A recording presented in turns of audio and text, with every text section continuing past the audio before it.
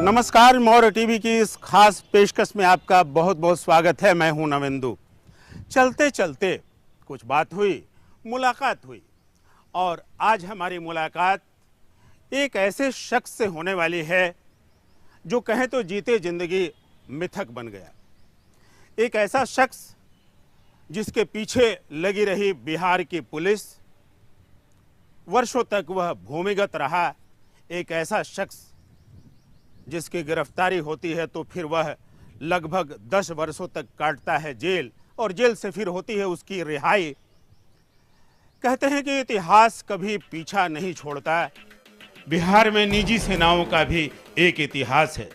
निजी सेनाओं की यात्रा में ही एक अहम पड़ाव आता है रणवीर सेना का।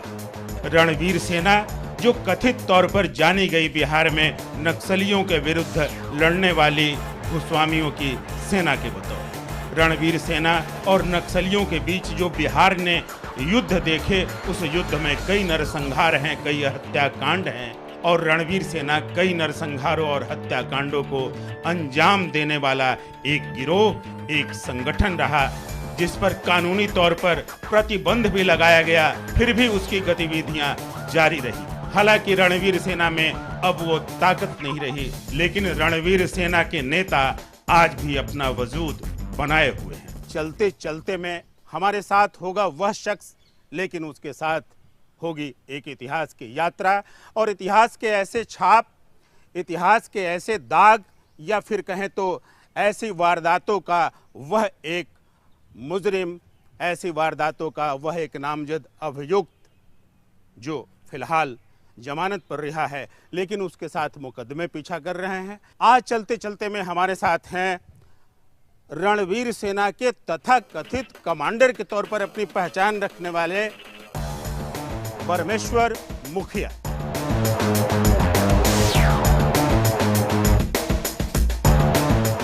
जी मुखिया जी नमस्कार। नमस्कार। आप कैसे हैं? हरिओम। चलिए, ये हरिओम और आपका हमारे इस कार्यक्रम में चलते चलते में बहुत बहुत स्वागत है। धन्यवाद। ये परमेश्वर मुखिया एक कहें कि रहस्य जैसा भी लगता रहा, वर्षों तक मीडिया को भी लगता रहा, लोगों को भी लगता रहा कि ये कौन है परमेश्वर मुखिया। परमेश्वर मुखिया आज हमारे साथ हैं, हमें भी एक अजीब अनुभूति हो रही है। लेकिन ये परमेश्वर मुखिया आखिर में ऐसा जीते जिंदगी मिथक क्यों बन गया, क्यों एक कहानी की तरह बन गए? क्या लगता है, आप अगर सोचते हैं इस बारे में तो क्या सोच पाते हैं? देखिए, मैं तो बचपन से ही संघर्षशील रहा जी। विद्यार्थी जीवन में भी हमारी संघर्षशीलता कायम रही जी। पटना में मेरा छात्र जीवन बीता, कॉलेज का जीवन आरा में बीता। उसके बाद मैं बचपन में ही मुखिया बन गया 1971 में। 1971 में? 71। तब आपकी उम्र कितनी होगी? उस समय करके 22-23 होंगे। क्या बात, मतलब एकदम जवानी में? हाँ, जवानी में लगभग 25 के करीब। तो वो मुखिया आप बने तो कोई आपकी राजनीतिक विरासत रही परिवार में, या फिर क्यों मुखिया बन गए, क्या सोच हमारे था? पूर्व में हमारे बाबूजी, पिताजी जी मुखिया थे, निर्विरोध मुखिया थे। जी। मैं मुखिया 30 वर्ष रहा। 30 वर्ष तक? 30 वर्ष तक। क्या बात। अब वर्तमान में हमारा लड़का ही मुखिया है। तो ये रणवीर सेना किस पृष्ठभूमि में बिहार में इंटर करती है? रणवीर सेना का संगठन ही क्यों बनता है? और रणवीर सेना के पहले अगर कहें तो बुनियाद तौर पर, भ्रूण के तौर पर किसान महासंघ के तौर पर गठित हुआ था? हाँ, जरूर जी। तो क्या था वो? किसान महासंघ था, रणवीर किसान महासंघ जी। कायम हुआ जब वहाँ पर संघर्ष बेलाउर में शुरू हुआ, मालिक आतंक शुरू हुआ। ऐसे तो पूरे क्षेत्र में मालिक आतंक था जी। लेकिन जिस समय 1994 में बेलाउर में संघर्ष शुरू हुआ, 3 से 4 दिन तक उग्रवादियों का घेराव था। अच्छा। फिर वो घेराबंदी टूटी पुलिस के सहयोग से। तो नक्सलियों ने ये घेराबंदी क्यों कर रखी थी? उनकी क्या उनके मुद्दे क्या थे, उनकी बातें क्या थी कि 3 दिनों तक बेलाउर गांव को घेर रखा था? सवाल उठता है कि समाज को तोड़ना उनका मुख्य उद्देश्य होता है, देश को तोड़ना उनका मुख्य उद्देश्य है। जी। समाज में जाति पाति की भेदभावनाएं, कुछ कमजोरी समाज में रहती है, विसंगतियां हैं, कुरीतियां हैं, शोषण है, शोषण अत्याचार है। हाँ, चाहे कुछ ऐसे हैं। बिहार जो है वह सामाजिक उथल पुथल का राज्य रहा है। बिहार में जातीय विषमता रही है। बिहार में जो है दबंगियत भी रही है कुछ जातियों की, सो कॉल्ड जिसको कहें कि अपर कास्ट, यानी कि सवर्ण जातियों का एक दबदबा रहा है। ये ऐतिहासिक तौर पर चला आ रहा है। इस बात को मुखिया जी मानते हैं और कहीं न कहीं अगर कुछ रिएक्शन के तौर पर चीज़ें आई समाज में तो कभी नक्सलवाद के तौर पर दिखाई देती है, कभी जो है पिछड़ावाद के तौर पर दिखाई देती है, कभी शोषित समाज दल के तौर पर दिखाई देती है। तो ये मानते हैं इस बात को, यह समझ है आपकी? समाज में विसंगतियां, कुरीतियां पूर्व में थी जी, वर्तमान में है और भविष्य में भी कमोबेश रहेगा, जरूर रहेगा। हाँ, हमेशा ये शाश्वत सत्य है। जी। इसको कोई मिटा नहीं सकता, कम कर सकता है लेकिन मिटा नहीं सकता है। समाज में विभिन्न विचारधाराएं हैं तो ऐसे तो रहेंगी ही कुरीतियां, कुछ उसको कम करना हमारा उद्देश्य होना चाहिए। ये है क्यों कुरीतियां हैं या फिर समाज की ही देन है, हमारे आर्थिक समाज की देन है, जो ग्रामीण समाज है उसकी देन है? आज पूर्व में जैसे लोग जमींदारी प्रथा के लोग विरोध करते थे, जी जी बिल्कुल, कहते थे कि ये दबंग है, जमींदार है, लेकिन आज दूसरे तरह के जमींदार खड़े होते जा रहे हैं। आज लोकतंत्र का जमींदार खड़े हो गए हैं, जो राजनीतिक नेतागण हैं। जी। तो इस तरह की प्रक्रियाएं मैंने चलती रहेंगी, लेकिन कम करना हमारा उद्देश्य होना चाहिए। लेकिन वर्तमान राजनीतिक परिवेश उसको दूरी को बढ़ा रहा है, न कि घटा रहा है। चलिए, तो समाज को तोड़ रहा है, न कि जोड़ रहा है। यही दुखद स्थिति है। दुखद स्थिति है। तो आपसे बातें करेंगे इस मामले में भी। भोजपुर जिला और भोजपुर जिले से आते हैं बरमेश्वर मुखिया। खोपिरा एक गांव और खोपिरा पंचायत के मुखिया रहे और उसी भोजपुर भूमि से नक्सलवाद ने भी अपनी कहें तो आकृति ग्रहण की। नक्सलवाद पैदा हुआ तो भोजपुर की जमीन से, तो इसलिए लड़ाई भी हुई वहाँ तो नक्सलियों और रणवीर सेना में। तो मुखिया जी, एक बात हम ये जानना चाहेंगे कि आखिर में आप का नेतृत्व रणवीर सेना को या रणवीर महासंघ को, किसान महासंघ को कैसे मिला? क्या आपके अंदर पहले से ऐसा जज्बा था? जब मैं पंचायत का मुखिया था तो एक जरूर एक ऐसा उमंग था कि गांव का विकास किया जाए, गांव को सुरक्षा दी जाए और इस तरह से जितनी भी कुरीतियाँ, जितनी भी गलती कमियां हैं उसको दूर किया जाए। तो आपके गांव में दलितों पर, हरिजनों पर कोई उस तरह से शोषण दमन जो है, जिस तरीके से सवर्णों द्वारा किया जाता है, वैसा था लेकिन कम था या फिर जो था तो आप उसको कंट्रोल करते थे? स्वर्ण की जहाँ बात आती है ना कि स्वर्ण दबंग हैं, विभिन्न गांव में विभिन्न जातियों का दबंगता है, बिल्कुल दबंगता है, इसमें कोई शक नहीं। जी। कहीं भूमिहार जाति लंबे समय से सवर्णों की दबंगियत चलती, इसलिए ये एक बन गया, मुहावरा बन गया। कहीं मान लिया जाए कि भूमिहार गांव में कुछ संख्या बल ज्यादा है तो दबंग हो, कहीं राजपूत, कहीं यादव। अब तो पिछड़ी जाति के भी कई लोग दबंग हो रहे हैं। जी। कहीं हरिजनों की भी दबंगता है, ऐसी बात नहीं है। हाँ, लेकिन ताकत जहाँ मिलती है, आर्थिक ताकत कहें, राजनीतिक ताकत, तो जातियां जो हैं वो दबंग हो जाती हैं। ये समाज का एक नियम भी है, पता नहीं क्यों जो आप कह रहे हैं। सवाल ये उठता है ना कि समाज की तरफ से किसी भी तरह के गलत तत्व को प्रोटेक्शन मिलता नहीं था, या वो दबंग जाति, बड़े उच्च जाति हो, दबंग जाति हो या जैसे हो, लेकिन जो गलत तत्व हैं उनको अघोषित रूप में उनको मिल जाता था, क्योंकि संख्या बल ज़्यादा है। जी।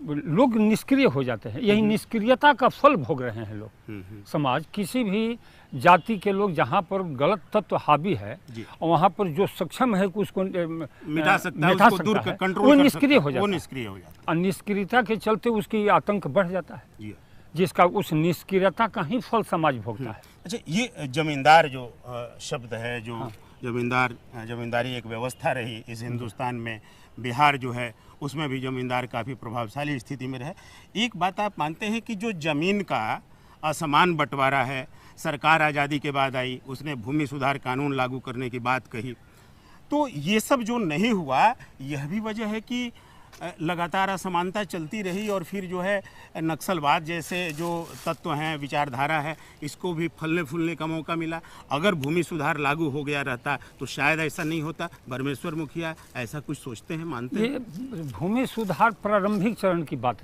होती जी। प्रारंभिक चरण में जब ये भूमि सुधार की बात आती है, अब भूमि सुधार कानून जो लाया जा रहा है, ये अभी समय वर्तमान परिवेश में उचित नहीं। अब उचित नहीं।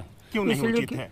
इसलिए समस्या तो जहाँ की तहाँ रह गई, इसलिए कि संख्या बल बढ़ गया घर घर में बंटवारा हो गया, वो ज़मीन टूट गए, तो अब है कहाँ किसानों के पास वो संपत्ति जो पहले जो एक जगह 1000, 500, 200, 400 बीघा है। आज कहीं भोजपुर जिला में जा कर के देख लें कि कहीं है ज़मीन जिसके पास 100-200 बीघा है। भूमि सुधार करना है तो सरकार की बहुत से ज़मीनें पड़ती या दूसरे अनर्गल कोई गलत तत्व, जैसे चाहे दबंग भी व्यक्ति हो या जैसे तैसे लोग जोत रहे हैं, उसमें सुधार होनी चाहिए। वो सरकार अपना एक्वायर करे और गरीबों के बीच में वितरण करे, ये मैं चाहता हूँ। ये भूमि सुधार की बात होनी चाहिए। जैसे नदी नाला है, करा है, सड़क है, लोग दखल कर लिए हैं। कुछ ऐसे गांव में बासगे ज़मीन है जो दखल कर लिए हैं, वैसे चीज़ गरीबों के बीच में वितरित कर दें। या फिर ऐसे भी बहुत सारे एब्सेंटी लैंडलॉर्ड हैं जो जिनके पास ज़मीन है, जिनके पास आपने कहा कि परिवार का भी उतना बड़ा आधार नहीं, बंटवारा नहीं है, लेकिन उनके पास ज़मीन है और वो नहीं रहते हैं। ज़मीन जो है उनके गरीब किसान जोतते बोते हैं। तो ऐसी ज़मीनों को भी कहीं ना कहीं लिस्ट में सूचीबद्ध किया। मैं इस चीज़ का मैं जरूर पोषक हूँ कि जैसे मान लीजिए कि कोई IAS अफसर है या बड़े नेता कोई हो गए और उनकी ज़मीन वहाँ पर है और उनके भाई जोत कर रहे हैं, तो वो ज़मीन उनको होनी चाहिए। हाँ, जो जोतने वाला है तुम अपने करो। हाँ, IAS अफसर ही बन गया तो या बड़े बड़े अफसर बन गए और तुम अपनी खेती अपने भाई के माध्यम से कर रहा है, फिर उनके भाई पर भी और तुम पोषण नहीं कर रहा है, मतलब तो जो जोत बो रहा है, जो सीधे तौर पर उस जमीन से जुड़ा हुआ है, उनका होना चाहिए, उनका होना चाहिए। निश्चित। तो ये आपकी जो सोच है परमेश्वर जी, तो हमको लग रहा है कि एक सोच जो है वो समाजवादी आंदोलन से भी निकल कर आई, कम्युनिस्ट आंदोलन से भी निकल कर आई कि जोते बोए काटे धान, खेत का मालिक वही किसान। लोहिया ने भी कहा था कि लैंड टू द टिलर। तो ये सोच कहीं ना कहीं वहाँ से करीब लगती है। हाँ, एकदम, मैं उसका समर्थक हूँ। मैं चाहता हूँ कि जो खेती करे उसका खेत हो। बने रहिए आप हमारे साथ। चलते चलते में आज हमारे साथ हैं रणवीर सेना के तथाकथित कमांडर कहे जाने वाले परमेश्वर मुखिया।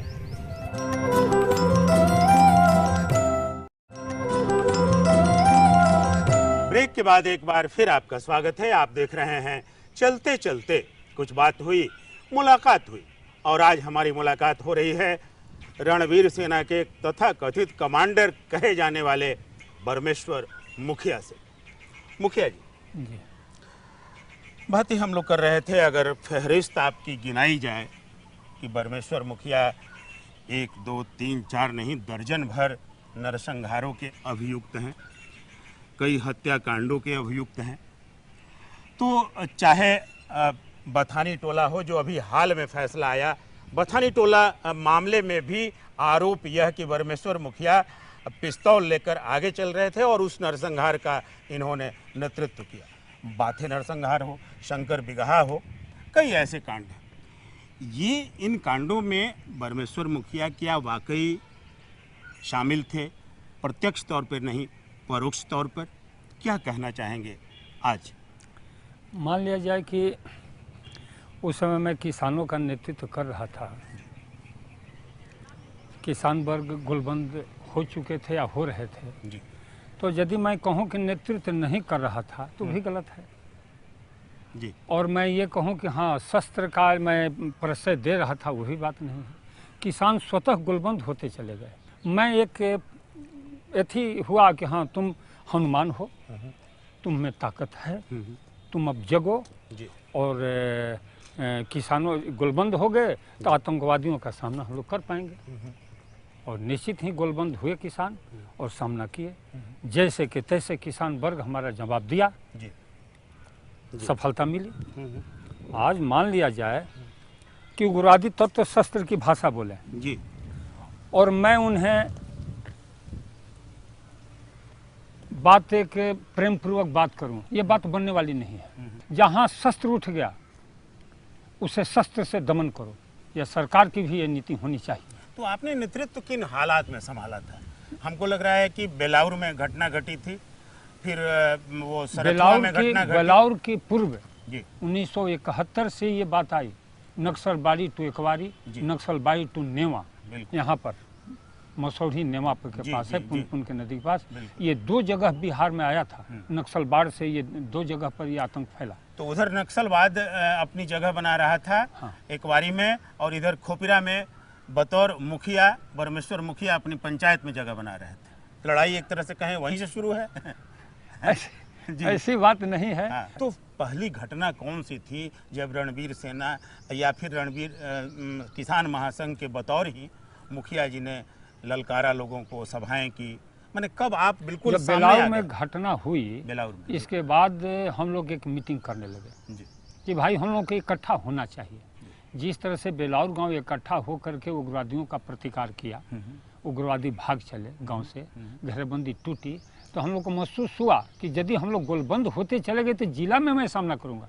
और जिला ही में नहीं मैं सामना किया, बल्कि आप रोहतास में देखें, वहाँ पर पीपुल डेमोक्रेसी या कौन न्यू डेमोक्रेसी पार्टी थी, फिर आपको बक्सर में, फिर आपको पटना जिला, जहानाबाद, अरवल, गया, औरंगाबाद, सब जगह गोलबंदी शुरू हुई। अब प्रतिकार करने लगे, एक रिजल्ट आया। तो ये आपने कहा कि रणवीर सेना का मैं नहीं हूँ, तो रणवीर सेना नाम की कोई चीज थी? रणवीर सेना नाम की कोई चीज है, सेना नाम की नहीं थी। कागज ये पर सरकार ने इसको नामकरण किया। सरकार ने नाम हाँ हाँ, उस समय के तत्कालीन सरकार ने रणवीर सेना इसको रख दिया नाम। और हम लोग किसी भी तरह का रणवीर किसान संगठन था, रणवीर किसान महासंघ। जब रणवीर नाम ही जब जद में आ गए तो हम वो उसको पृथक कर दिया। तब हम लोग अपना संगठन एक राष्ट्रवादी किसान संगठन बनाया। तो ये किन लोगों ने ये रणवीर सेना, जो आपने कहा कि सरकार के तत्कालीन सरकार के लोगों ने, जिन्होंने नाम भी दिया, और फिर किन लोगों ने उसका इस्तेमाल भी किया? देखिए, उस समय तब प्रशासन है ना इस्तेमाल, या राजनीतिक दल लोग करते होंगे। वे लोग चाहते थे कि समाज में टूट हो, समाज बटे, हम अपना पोषण करें। तो राजनीतिक छाड़ करके दूसरा कौन पोषण करेगा? वही। तो राजनीतिक तौर पर रणवीर सेना की बात छोड़ दें, बरमेश्वर मुखिया के संपर्क में कौन कौन लोग हुआ करते थे, या किन लोगों को बरमेश्वर मुखिया की ज़रूरत भी थी? देखिए, संपर्क में तो हमको कोई ऐसा नहीं कि कोई खास लोग थे। ऐसे तो संपर्क मान लिया जाए कि रामविलास पासवान भी थे, चाहे सीपी ठाकुर, जितने भी नेता लोग हैं, उन लोगों से तो पूर्व से ही थोड़ा सा परिचित था। लालू प्रसाद कैंप से भी आपके संपर्क में? हमको लालू यादव से तो कभी न दरस परस हुई है, न बात हुई है, न कभी। ऐसे लोग प्रयास किया है बात कराने के लिए। जैसे मान लिया जाए कि अखिलेश बाबू थे, अरवल के जो MP थे, मंत्री थे, वो भी चाहते थे कि लालू जी से बातचीत कर लें। या अभी बड़हरा के विधायक थे, वे लोग भी चाहते थे। हाँ, लेकिन मैं नकार दिया। हम कहे कि इसे लालू जी का परछाई, लालू जी का नाम लेने में पाप है। क्यों? ऐसा क्यों मानते हैं? इसलिए को अपराध के पोषण करते थे। उनके रिजिम में वो राजधर्म का निर्वाह नहीं किए। राजधर्म का निर्वाह हमारे किसी व्यक्ति विशेष से कोई विरोध नहीं है। आमिर दास आयोग का गठन हुआ था, और रामाशय बाबू हैं तो रामाशय बाबू से भी संबंध, ऐसी बात नहीं है। जी बिल्कुल है ही, सब कुछ है, सब कुछ है। हाँ। इन लोगों से कोई मदद मिली जब आप मुश्किल की घड़ी में थे? राजद में थे सोनाधारी जी, आज उस समय भी मुझे मिली थी, हमारे क्षेत्र के विधायक थे जी। तो क्यों नहीं। इन लोगों से कोई मदद मिली आपको जब आप मुश्किल की घड़ी में थे? मदद क्या लोग देंगे? मदद अपना लोग भुना लेते थे कि मदद लेते थे। हमको मदद देते तो ये स्थिति होती। आज जहाँ मैं एक मक्खी नहीं मारने का थी, मक्खी नहीं मारा, आज इतने नरसंहारों का आज मुद्दा आपने खुद मक्खी नहीं मारा, खुद आपने कोई गोली नहीं चलाई? ठीक, एकदम कटु सत्य। आपने किसी को नहीं मारा, लेकिन इतने मुद्दाले, उतना नरसंहार का, इतने हत्याओं का मुद्दाले बन गया। हकीकत तौर पर बात है कि आपने नहीं मारा किसी को? हकीकत है, नहीं मारा। हकीकत है जी हाँ, कटु सत्य है। लेकिन हत्या के आज भी मैं इतना समाज के प्रति, ये मैं रात में बैठता था तो रोता था कि क्यों आखिर हत्याएं हो रही है, एक दूसरे के लोग क्यों मार रहे हैं, क्यों नहीं हम लोग बैठ करके एक विचार, जब तक हम वैचारिक स्तर पर विचार बैठ करके विचार नहीं कर लेंगे, ये शांति होगी नहीं। लेकिन उग्रवादियों का शस्त्र की भाषा है तो शस्त्र किससे जवाब दो, उसके बाद ही तुम शांति की स्थापना कर सकता है। उसे बात नहीं होनी चाहिए जी, उग्रवादियों से, किसी भी तरह के गुंडे तत्व हो, बात नहीं। लेकिन एक तरफ यह भी बात आप कर रहे हैं, दूसरी तरफ आप ये भी कह रहे हैं कि अगर शस्त्र उठाने की जरूरत है तो अभी उठाया गया। हाँ, तो शांति की स्थापना के लिए प्रयुक्त हुई अशांति सराहनीय है। अहिंसा की परिस्थितियां उत्पन्न करने के लिए की गई हिंसा में पाप नहीं माना जाता। बने रहिए आप हमारे साथ।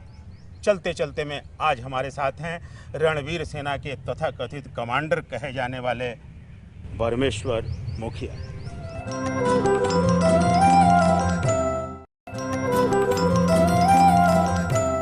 ब्रेक के बाद एक बार फिर आपका स्वागत है। आप देख रहे हैं चलते चलते कुछ बात हुई, मुलाकात हुई, और आज हमारी मुलाकात हो रही है रणवीर सेना के तथाकथित कमांडर के बतौर अपनी पहचान रखने वाले बरमेश्वर मुखिया।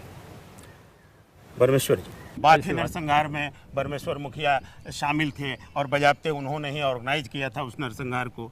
ऐसी बात मैंने अब तो लोग अब तो वो केस किए हैं। शंकर बिगहा नरसंहार में बरमेश्वर मुखिया थे। तो ये सारे नामजद अभियुक्त हैं बरमेश्वर मुखिया, कई नरसंहारों के, कई सामूहिक हत्याकांडों के। गलत है, ये सब तो गलत है, लेकिन अब है तो उसका सामना मैं कर रहा हूँ। तो आपके लोग थे, आपके समर्थक शामिल थे और कहीं न कहीं आपका मॉरल सपोर्ट था उन लोगों को। देखिए कि हम किसी का गलत रास्ते पर जाने के लिए मैं मॉरल सपोर्ट नहीं देता था, लेकिन ये जरूर मैं कहता था कि तुम गुलबंदर हो। यदि उग्रवादी तुम पर हमला करे, सामना करे, तो तुम उसको उसी रूप में तुम जवाब दो, लेकिन ताकि वे समझ। बथानी टोला में जो लोग मारे गए वे सारे के सारे उग्रवादी थे, बच्चे भी थे, मासूम भी थे। ऐसी बात कैसे हो सकती? तो आपने कभी विरोध किया ऐसी हत्याओं का, ऐसे नरसंहारों का, जहां उग्रवादियों को मारने की बात आप जो कह रहे हैं समझ में आती है, लेकिन गरीब लोगों को मार देना बीत गई, सो बात गई। वक्त अब आगे की बात, जी आगे की बात की जाए। लेकिन हम जब बात आपसे कर रहे हैं चलते चलते में, तो ये जरूर मायने रखता है कि जो बातें गुजर भी गई और जहां जो सच था उस सच को भी आज सामने रखा जाए। तो सच है ही। मान लिया जाए कि मैं किसान को गोलबंद करता था, कौन लड़ रहा है, कहाँ शस्त्र, पुलिस लोग पूछ रहे। जब अरेस्ट हुआ था तो एसपी या आईजी तकले हमसे पूछे कि शस्त्र की व्यवस्था कैसे होती थी, है कि मैं तो शस्त्र की बात हम जानते ही नहीं कि कहाँ से लोग व्यवस्था कर लिए। मैं ये जरूर कहता था कि तुम अपनी ताकत वृद्धि करो, तुम उग्रवादियों का सामना करो, लेकिन कहाँ से ये लोग शस्त्र इकट्ठा करते थे, कैसे लड़ते थे। कहा जाता था कि स्थानीय लोगों का शस्त्र खरीदने के लिए गहना गुड़िया तक अपने घर की औरतों का बेच देते थे। अब जैसे अपना ताकत डेवलप करे, खेत बधार बेच करके, धन संपत्ति। बरमेश्वर मुखिया के पास कितने शस्त्र हैं अभी? एक भी नहीं है। एक भी नहीं। आज हमारे 3 लाइसेंसी हथियार जी हमारे पास, जिसमें एक हथियार जो बंदूक है वो पकड़ा गया है, 2 है जो उसको हम तुरंत जमा करने वाले हैं लाइसेंस, रिवॉल्वर है और राइफल, तीनों हमारे नाम से लाइसेंसी है। मैं उस दोनों को तो रद्द हो गया, अब दोनों को एसपी साहब से भी मैं आश्वासन दिया हूँ कि मैं वो जमा करवा दूँ। और एक जो बंदूक जब्त हुई, वो क्यों जब्त हुई? वो मैं आरोप था जे उसका क्या ऐसा इस्तेमाल हुआ कि जब्त करना पड़ा? उसका वो लोग नाड़ी में पकड़ा, नाड़ी जो हत्याकांड हुआ। हाँ, हत्याकांड, हाँ हत्याकांड नहीं, वहाँ पर शस्त्र का हुआ। हाँ वहाँ पर हुआ जी। तो उसी आरोप में वो शस्त्र वहाँ पर जब्त है। तो अब जो है बरमेश्वर मुखिया इस बात को कहीं ना कहीं जाहिर करना चाहेंगे कि कोई एक, मान लीजिए कि एक होता है कि मीटिंग करके एक योजना बनाई जाती है, कोल्ड मर्डर जिसको बोलते हैं, उस तरह की घटनाएं होती हैं। एक घटनाएं होती हैं कि साहब संग्राम छिड़ा हुआ है, एक आधार उधर है, जनाधार, एक जनाधार इधर है। तो ऐसे में मुखिया जी जो है भाषण भी किया करते थे, क्योंकि कई जगह घटनाएं इस रूप में भी आई कि वहाँ आप गए थे, आपने भाषण किया, उसके बाद जब मैं फरार हो गया, अनेकों मुद्दाले बनाए गए, तो वहाँ पर भाषण देने का तो प्रश्न आया नहीं। जब वहाँ पर पटल पाते, मंच लगता, तो लगने का तो सवाल अब है नहीं। कुछ गोपनीय भाषण, कुछ लोगों के बीच में भाषण।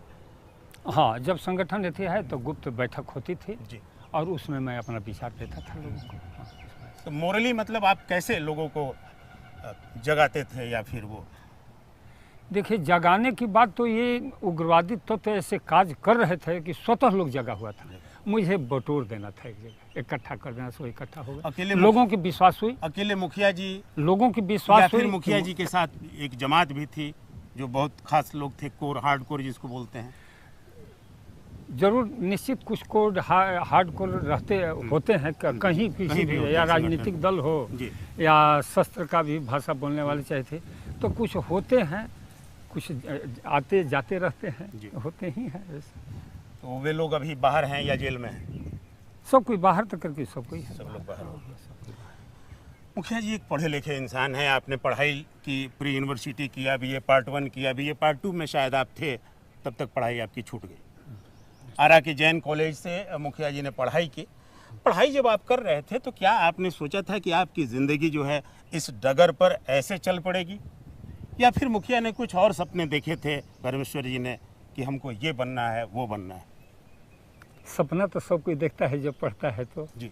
तो निश्चित मैं थोड़ा सा डॉक्टर थी बायोलॉजी लिया था, बायोलॉजी लिया, लेकिन डॉक्टर बनना मेरा ज़्यादा शौक है चाहा? मिलिट्री में जाने का था। जी। मैं एयर विंग का मैं वहाँ पर कमांडर था, कमांडर स्कूल में। अच्छा अच्छा। हमारा फर्स्ट ए बी सब सर्टिफिकेट भी मिला हुआ था।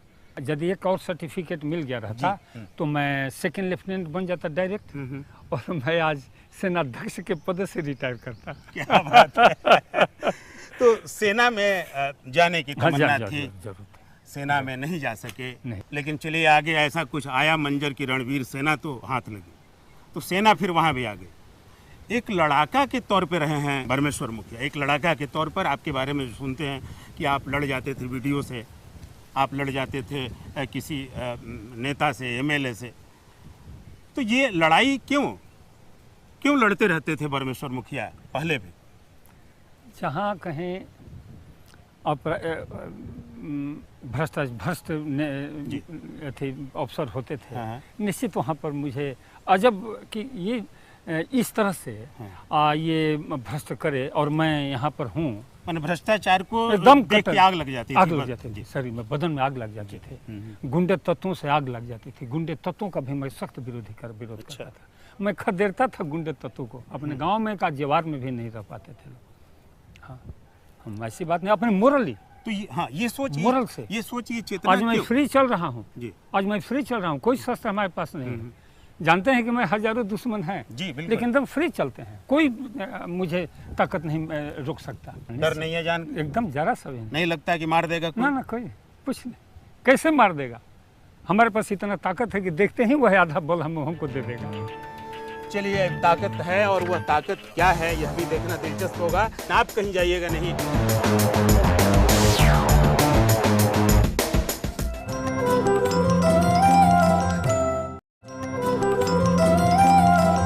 ब्रेक के बाद एक बार फिर आपका स्वागत है। आप देख रहे हैं चलते चलते कुछ बात हुई, मुलाकात हुई, और आज हमारी मुलाकात हो रही है रणवीर सेना के तथा कथित कमांडर कहे जाने वाले परमेश्वर मुखिया से। परमेश्वर जी मुखिया मुखिया मुखिया, बार बार मुखिया आपकी पहचान के साथ जुड़ गया। मुखिया आप थे भी, लेकिन ये क्या लगता है कल के मुखिया और आज के मुखिया में क्या अंतर आ गया है? आपने बात कही भ्रष्टाचार की, परमेश्वर मुखिया बताएंगे कि भ्रष्टाचार की गंगोत्री आज के समाज में कहाँ कहाँ से निकल रही है। देखिए, पहले मुखिया लोग बनता था एक प्रतिष्ठा के लिहाज से। जी। गांव में मुखिया शब्द प्रतिष्ठा था कि अमुक आदमी है, वो गांव के समाज के प्रति वह बहुत डिवोट होता था, उसको लोग मुखिया बनाते थे। आज ऐसी बात नहीं है। पहले कमीशन खोर नहीं होते थे, आज कमीशन खोर मुखिया, गुंडे मुखिया, अपराधी मुखिया, आतंकवादी मुखिया, यही इस समय की माने इतिहास बन गई है। हम मुखिया जिस समय थे उस समय हमारा एक पैसा भी पंचायत के चुनाव में खर्च नहीं हुआ था जी। आज देखते हैं कि लाखों लाख लोग खर्च कर रहा है। तो यानी कि भ्रष्टाचार का बोलबाला बढ़ा है? बढ़ा ही नहीं है, यह चरम सीमा पर है। राजनीतिक और राजनीतिज्ञ उस भ्रष्टाचार के लिए आपको लगता है जिम्मेदार हैं? ये चंडाल चौकड़ी है इसमें जी। इसमें चंडाल चौकड़ी में राजनीतिज्ञ हैं, अपराधी गुंडे तो है ही, नौकरशाह हैं, और ये व्यापारी वर्ग है। ये सब चंडाल चौकड़ी के ये टोटल जिम्मेवार हैं। ये चंडाल चौकड़ी के विरुद्ध हम लोगों को युद्ध करना होगा, शंखनाद फूंकना होगा, और हम किसान और मजदूर जब तक एकजुटता ले करके जब तक जगेंगे नहीं तब तक मिटने वाला नहीं है। जैसे आज वर्तमान में लिया जाए, सरकार का आतंक बढ़ गया है। सरकार का माने जैसे किसानों के प्रति, या किसान निष्क्रिय है, मजदूर निष्क्रिय है। आज जिस रफ्तार से महंगाई हर एक वस्तुओं की है, मिल से उत्पादित सामानों का, क्या खेती से उत्पादित सामानों का मूल्य है? तो क्या ये आतंक नहीं है? सरकार का आतंक है। आज जो 1080 का जो मूल्य निर्धारित किया गया है, इसमें भी कितना बगलिंग किया गया है। आज यदि गोलबंद होकर के और संघर्ष, सरकार के विरुद्ध संघर्ष करे तो निश्चित ही उसको लाभकारी मूल्य मिलेंगे। तो और मैं इसमें भूमिका निभाऊंगा भविष्य में। आप निभाएंगे? एकदम निभाएंगे। सरकार के विरुद्ध मैं बिल्कुल फूंकूंगा। भ्रष्टाचार के खिलाफ जितने एलिमेंट सक्रिय हैं अलग अलग टुकड़े टुकड़े में, क्या उनका कोई एक जगह मिलान हो सकता है? जैसे दो ही टुकड़ा लिया न जाए और लोगों को छोड़ दिया जाए, किसान और मजदूर। जब किसान मजदूर के हक की लड़ाई लड़ेंगे, मजदूर किसान के हक की लड़ाई लड़ेंगे, तो दोनों एक जगह एकजुट हो जाएंगे।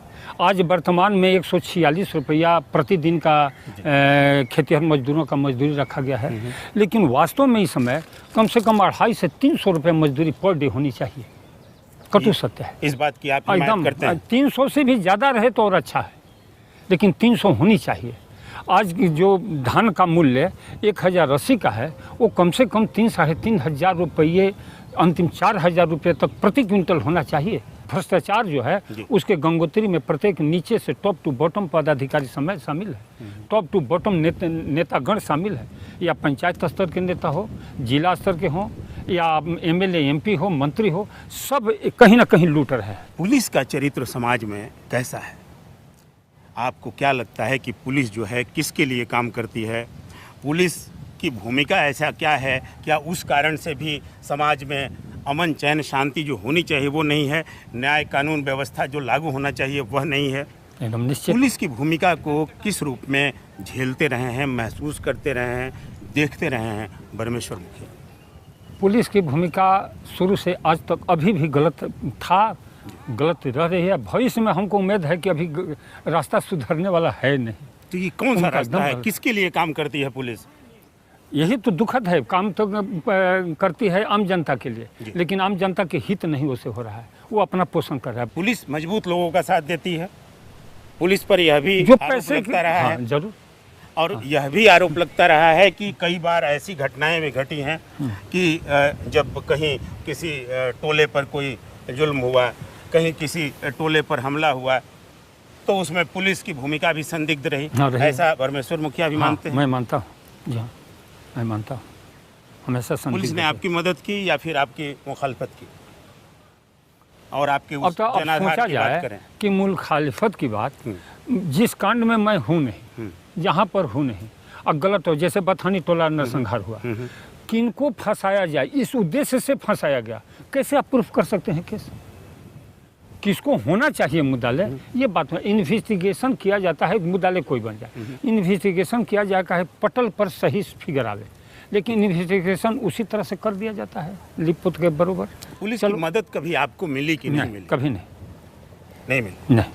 नेताओं की मदद मिली कि नहीं? नहीं, ये लोग मदद करने वाले हैं, मदद लेने वाले हैं। आमिर दास जांच आयोग बैठा, आमिर दास जांच आयोग इसी कारण से बैठा कि रणवीर सेना से नेताओं के जो साठगांठ हैं उसकी पड़ताल करें।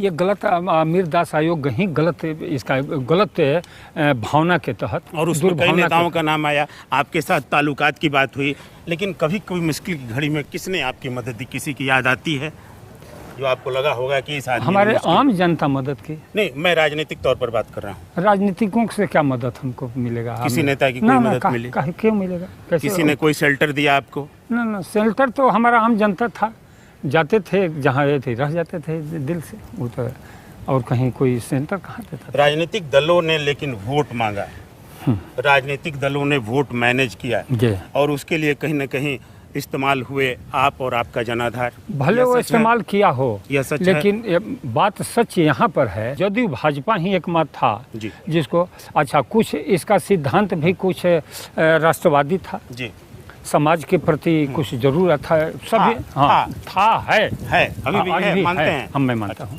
लेकिन पूर्णतः नहीं। कुछ ऐसे मुद्दे हैं जो वर्तमान शासन का भी मैं विरोधी हूँ कि वैसा सिद्धांत नहीं होनी चाहिए। परमेश्वर मुखिया के पास जो जनाधार है, जो लोग हैं, आप यह बताएंगे कि किन लोगों को आपकी मदद से या फिर कहें कि आपके जनाधार के वोट से, उस वोट से ताकत मिली और उन्होंने जीता, या फिर समीकरण बदल गया? जैसे भाजपा जीती तो जितबे किया है हम लोग के मत से, मतलब किस क्षेत्र में? मान लीजिए प्रत्येक, जैसे मान लीजिए कि भोजपुर के तो इस समय वर्तमान में करके सब विधानसभा में तो यही जीत गया। तो आप ये मानते हैं कि आप लोगों की बदौलत उनको जीत मिली? निश्चित मिली है, भाजपा जदयू की जीत हम लोगों की बदौलत मिली है। और इस आधार पर मतलब आप ये कह सकते हैं कि अगर नेता सही रूप में जिनको जिताया गया वो काम नहीं करें तो वैसे में उनको अपनी ताकत या अपना समर्थन नहीं देने की भी अभी एक दबाव डाला जा सकता है। मैं आम जनता से कहता हूँ कि तुम्हारा यहीं पर फर्ज नहीं खत्म है कि वोट दे दिया और एमएलए विधायक एमपी जिता दिया, सिर्फ 5 वर्ष के बाद मैं विरोध कर दूं, ये हम इसके चीज पोषण करने वाले नहीं हैं। आज से ही विरोध शुरू हो जाए, आज गलत करें, आज से उनका प्रतिकार कि तुम रास्ते पर रहो, रास्ता से हम भटकने नहीं दें, ये हमारी जिम्मेदारी। बने रहिए आप हमारे साथ। चलते चलते में आज हमारे साथ हैं रणवीर सेना के तथाकथित कमांडर कहे जाने वाले परमेश्वर मुखिया।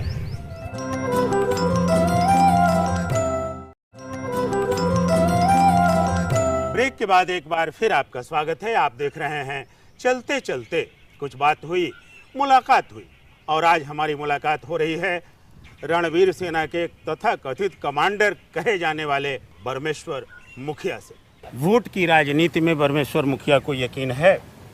जरूर यकीन है।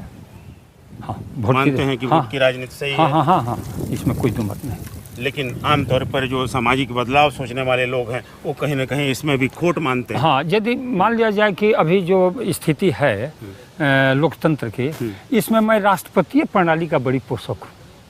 जो अमेरिका में चल रहा है, यदि राष्ट्रपतीय प्रणाली होती तो आज पूरा देश गोलबंद रहता। हम ये कह रहे हैं कि एक तरफ आप ये बात कर रहे हैं, लेकिन दूसरी तरफ आप लोकतंत्र को कह रहे हैं कि ये लोकतंत्र। तो क्या ये लोकतंत्र नहीं है? राष्ट्रपतीय प्रणाली लोकतंत्र नहीं है। हाँ। यदि राष्ट्रपतीय प्रणाली रहती तो ये इतने गुंडागर्दी नहीं होती, इतने गलत नहीं। लेकिन आपकी ये सोच जो है उस पर कई लोग यह भी कहते हैं कि ये तानाशाही की ओर ले जाने वाला दर्शन है ये, भारत में राष्ट्रपति प्रणाली की बात करना। क्या अमेरिका में जो राष्ट्रपतीय प्रणाली है वो तानाशाही है? लेकिन वो दूसरा सिस्टम से वहाँ तो वैसा ही सिस्टम में मैंने संविधान का व्यवस्था होनी चाहिए।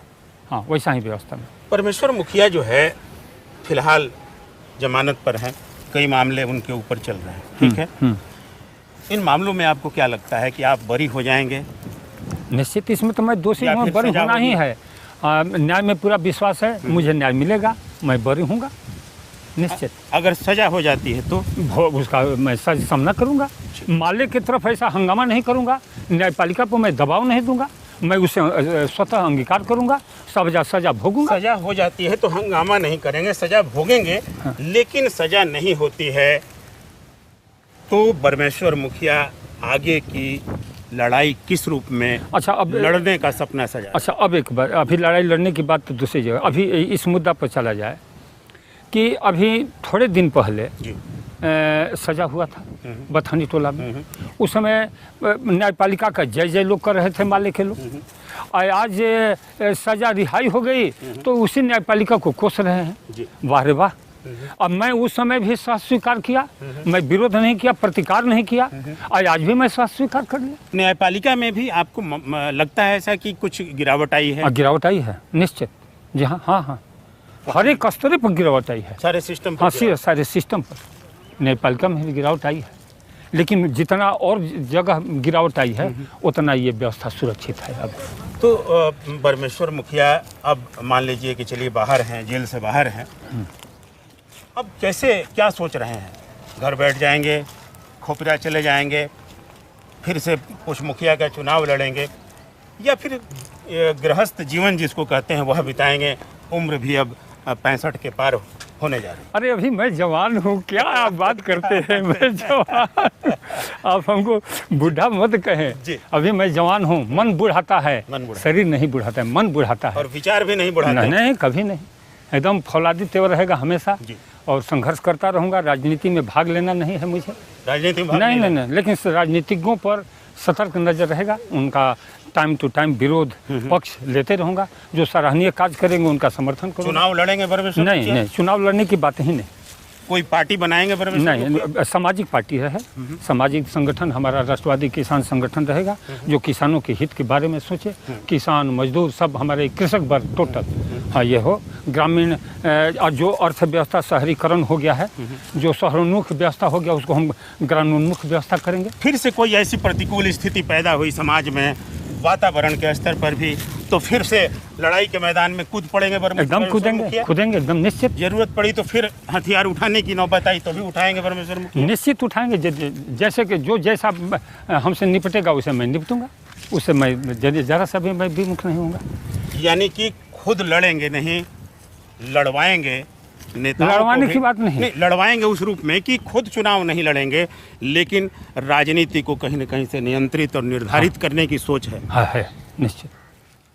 ये लोग नहीं तो भाग जाएंगे, ये अब भाग गए हैं। और तो ये सोच सिर्फ आपके स्तर पर संभव है या फिर इसके लिए जन दबाव की जरूरत होगी? संगठन समाज तैयार हो रहा है जी। जो पूर्व में थे, आज बहुत मैंने विघटन के कगार पर पहुंच गए। अब उसका गोलबंदी शुरू हो गया है, मेरा कार्यक्रम शुरू है। आप देखेंगे 6 महीना के अंदर में कहीं ना कहीं पटल पाएगा। हाँ, लेकिन वो जहाँ पर भी संगठन बनेगा सब जातियों के मिला करके बनेगा, किसी एक व्यक्ति एक विशेष जाति का नहीं, सब जाति का मिल करके सब में सौहार्द उत्पन्न करेंगे और सबों के एक दूसरे के हित के बारे में कहेंगे कि तुम्हारा हित इसी में निश्चित है। जैसे आरक्षण की नीति है सरकार की, आरक्षण की नीति की आप हिमायती हैं? देखिए, आरक्षण के मैं कट्टर विरोधी हूँ, लेकिन यदि इस आरक्षण की व्यवस्था हो तो मेरा सोच है कि आरक्षण के हिसाब से समाज को 5 भागों में बांट दे। एक अति निर्धन, निर्धन, मध्यम, अमीर, अति अमीर, 5 भाग में बांट दे। अति निर्धन जो हैं गरीब, उनके पूरे लड़कों को एडॉप्ट कर लें आप अपने ऊपर, समझ लें कि मेरा वो लड़का है, सरकार का लड़का है, और उसकी पूरी व्यवस्था आप करें। पहले आधारभूत संरचना आप तैयार करें। तो ये आपकी सुनता कौन है और फिर कैसे इसको पहुंचाना चाहेंगे? तो मैं संगठन तैयार कह रहे हैं कि चुनाव लड़ेंगे नहीं, आप कह रहे हैं कि सदन में जाएंगे नहीं, तो क्या मैं सदन में जाऊं, उससे क्या बात बन जाएगी? आज एक क्षेत्र के मैं MP बन जाऊं, एक क्षेत्र का मैं MLA बन जाऊं, तो मैं क्या तो क्यों नहीं चुनाव में जाना चाहते आप? नक्सली भी चुनाव में उतर गए, उन्होंने भी अब चुनाव की लड़ाई लड़ी, सदन में वो भी गए। देखिए, दो में ही बात किस दर्शन दो में ही बात मुझे नहीं करनी है, दो में ही बात मुझे नहीं करनी है। माले लोग और उग्रवादी लोग संगठन चुनाव लड़ते हैं और फिर उधर शस्त्र चलाते हैं, ये बात दोनों नहीं चलेगी। तो ये लेकिन पक्का यकीन आप हमें दिला रहे हैं कि परमेश्वर मुखिया कभी चुनाव नहीं लड़ेंगे? हाँ, मैं यकीन दिलाता हूँ। कोई संसदीय, लेकिन राजनीतिज्ञों पर ध्यान रखेंगे। राजनीतिज्ञों पर ध्यान रखें। बने रहिए आप हमारे साथ। चलते चलते में आज हमारे साथ हैं रणवीर सेना के तथाकथित कमांडर कहे जाने वाले परमेश्वर मुखिया।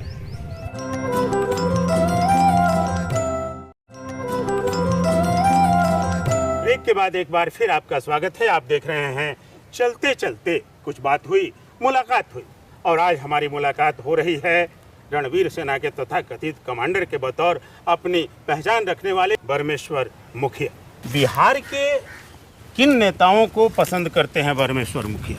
अब बिहार में मैं सिमटना नहीं चाहता। चलिए ठीक है।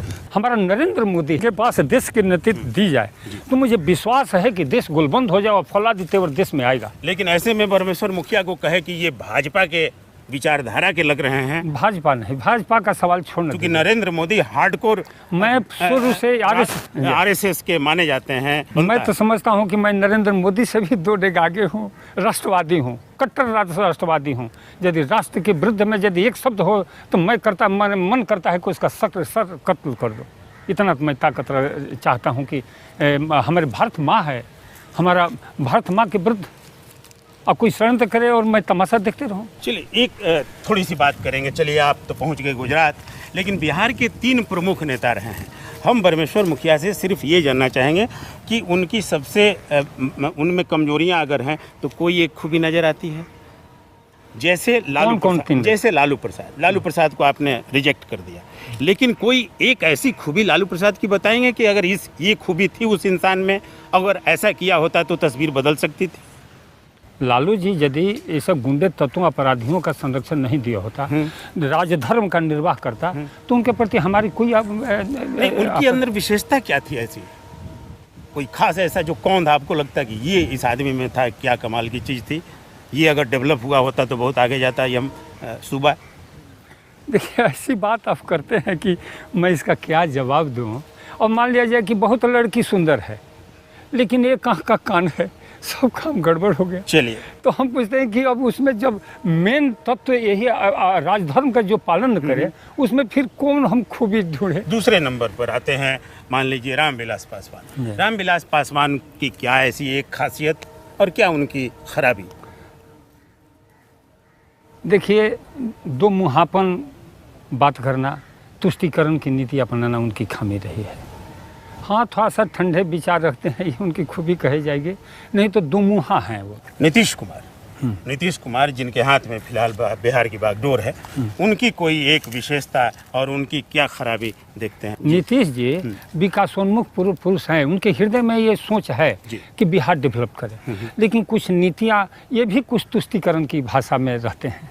एक और सवाल बनता है कि अगर जेडीयू के तरफ से आपको निमंत्रण मिले कि आप आइए और जेडीयू ज्वाइन कीजिए, और बीजेपी की तरफ से भी निमंत्रण मिले और कहा जाए कि आइए बीजेपी ज्वाइन कीजिए, तो परमेश्वर मुखिया कौन सा दल ज्वाइन कर? मैं किसी दल में ज्वाइन नहीं करूँगा।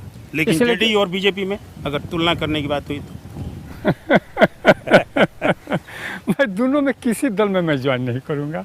चलिए, इसलिए कि मैं पचूंगा ही नहीं किसी पार्टी में। पचूंगा ही नहीं, कभी नहीं पचूंगा। हाँ। आपसे हम सीधे तौर पर 4 सवाल करेंगे और उन 4 सवालों के सीधे सीधे आपको जवाब देने होंगे। छोटे सवाल होंगे, जाहिर तौर पर जवाब भी छोटे होने चाहिए। ठीक।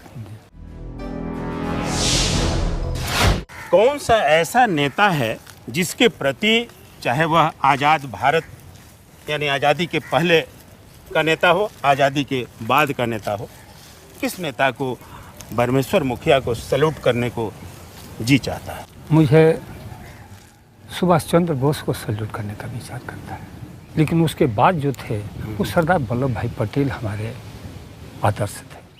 क्या बात है। चलते चलते दूसरा सवाल, परमेश्वर मुखिया को साहित्य, कविताई, ये सब से भी लगाव है? जरूर। मैं तो विद्यार्थी, साइंस का था विद्यार्थी, लेकिन फिर भी मैं थोड़ा सा ये सब पढ़ता था। रामधारी सिंह दिनकर थे, मैथिली संगुप्त थे। तो आपका प्रिय साहित्यकार कौन है? ये दोनों हैं। अब किनको बड़ा मानूं, किनको छोटा मानूं, मुझे समझ है दिनकर जी और मैथिली संगुप्त। चलते चलते तीसरा सवाल, परमेश्वर मुखिया के हाथ में अगर कमान आ जाए इस सूबे की, तो कौन सा ऐसा पहला एजेंडा वो लागू करना चाहेंगे स्टेट में? कौन सी ऐसी घोषणा करना चाहेंगे जिससे लगे कि साहब इस एक घोषणा से तस्वीर बदल सकती है? निश्चित। देखिए, सबसे इस समय वर्तमान में किसान और मजदूर त्रस्त हैं। अब मैं कैसे लाभकारी मूल्य मिले किसानों को और कैसे लाभकारी मजदूरी मिले किसानों को, मजदूरों को, ये मैं पहली घोषणा की। उनके लाभकारी मूल्य इतना होगा, उसके लिए जो भी व्यवस्था करनी पड़े वो करेंगे। हाँ। चलते चलते चौथा सवाल, बिहार के नेताओं में किसमें थोड़ी संभावनाएं दिखती हैं परमेश्वर मुखिया को? देखिए, कहीं ना कहीं कुछ न कुछ कमी है जी। जैसे बात आ जाती है कि नीतीश जी की जी, तो यहाँ भी मैं कुछ खोट देखता हूँ। लेकिन बिहार की बात जब आता है ना, तो हमको दिल मन मचलने लगता है। ऐसा बिहार कैसा है कि जो वैसा देश के नेतृत्व करने योग्य कोई नेता भी नहीं है। हमारा नरेंद्र मोदी है गुजरात का। परमेश्वर जी, एक थोड़ा सा बहुत गंभीर बातें हो गई। थोड़ा सा आप गांव गिराव के आदमी हैं, गाँवी परिवेश के रहने वाले हैं। बचपन से आपने कहा जवानी में आपने मुखिया का पद संभाल लिया था। गीत संगीत गांव का जो एक फिजा गांव की होती है, लोक संगीत, इसमें कभी रुचि रही है? सुनने का, गाने का, बजाने का भी कभी मन करता रहा है? हाँ, कभी चैत फगुआ तो गा लेता था, लेकिन बचपन से तो मैं शहर में रह गया जी, इसमें तो भाग नहीं ले पाया। लेकिन ऐसे राष्ट्रीय गीत, देश प्रेम का मूल्य प्राण है, देखे कौन चुकाता है, देखे कौन सुमन सैया तज कंटक पथा बनाता है। क्या है?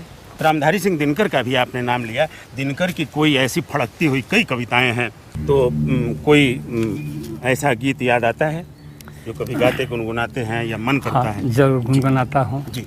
जैसे शपथ लेना तो सरल है, पर निभाना ही कठिन है, साधना का पथ कठिन है, साधना का पथ कठिन है।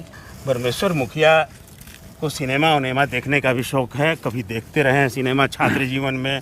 कॉलेज के ज़माने में हम साल में 4 गो सिनेमा देखते थे, साल में 4 सिनेमा, इसलिए कि गिनती के? 4 गो बृहद छुट्टियाँ होती थी। क्या बात है। बड़ा दिन, गर्मी के छुट्टी, ऐसे ही 4 गो छुट्टियाँ होती तो हर थी। छुट्टी में एक सिनेमा। हाँ। तो उस दौर में कोई सिनेमा याद आता है जो अभी भी आपके स्मृति में हो कि साहब हाँ। क्या खूबसूरत, क्या जबरदस्त सिनेमा मैं था? खानदान फिल्म का खानदान बहुत- फिल्म, हाँ, वो जिसमें सुनील दत्त और नूतन जी थे, वो जिसमें वो एक अपाहिज का उन्होंने भूमिका निभाया था सुनील दत्त ने, वो फिल्म याद आता है। क्या उस फिल्म की खासियत थी? कैसे बंटवारा होता है 2 भाई के, एक निश्चल भाई था, एक धूर्त भाई था।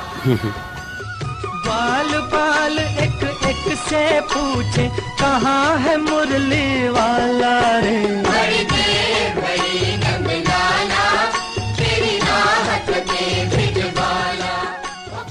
उसका एक कड़ी थी, एक दोस्त से हरा हुआ, देखते ही देखते क्या हो क्या गया। हुआ? कितना मर्म। खानदान फिल्म देखते वक्त क्योंकि तमाम आदमी रो देते थे। कल चमन था आज दो से हरा हुआ, देखते ही देखते ये क्या हुआ, कल चमन था। उस दौर के हीरो हीरोइन में कौन पसंद है परमेश्वर मुखिया? पहले के दौर में। उस समय के जी। हीरोइन में तो जरूर नूतन तनी अच्छा लगे, अच्छा। अच्छे थे। हाँ, अच्छे उनकी भूमिका बहुत सराहनीय जी। थी। हाँ, उस समय बैजयंती माला भी उस समय थे। तो कोई बैजयंती माला नूतन पर पिक्चराइज कोई गीत याद आता है उस समय, उस मिजाज में? उस समय अरे उस समय बैजयंती माला संगम में थी। संगम में, तो उसमें वो गाना था बोल राधा, कैसे था उसको थोड़ा सा याद बोल है? राधा बोल संगम कैसे होगा कि नहीं? तेरे मन की जमुना का बोल राधा बोल संगम होगा के नहीं। अरे बोल राधा बोल संगम होगा के नहीं।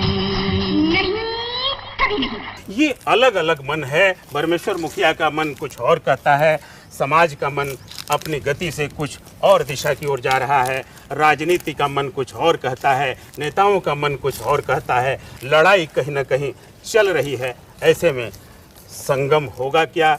2 विचारधाराओं का संगम होगा क्या? मुखिया जैसी सोच रखने वाले लोगों का और राजनीति में जो पेशेवर ढंग से सोच रहे हैं उन लोगों का ये संगम होगा या संग्राम चलता रहेगा? यह आगे का है सवाल। फिलहाल परमेश्वर मुखिया जी, आप हमारे साथ चलते चलते में इतनी देर साथ रहे, बहुत बहुत आपका शुक्रिया और धन्यवाद। धन्यवाद। तो ये थे रणवीर सेना के तथा कथित कमांडर के तौर पर जाने जाने वाले, लेकिन अपनी सोच, अपनी विचारधारा को लेकर के अपने तरीके के सपने बुनने वाले परमेश्वर मुखिया। मन था आज एक सहरा हुआ, देखते ही देखते ये क्या हुआ, कल चमन था आज एक सहरा हुआ, देखते ही देखते ये क्या हुआ, कल चमन था।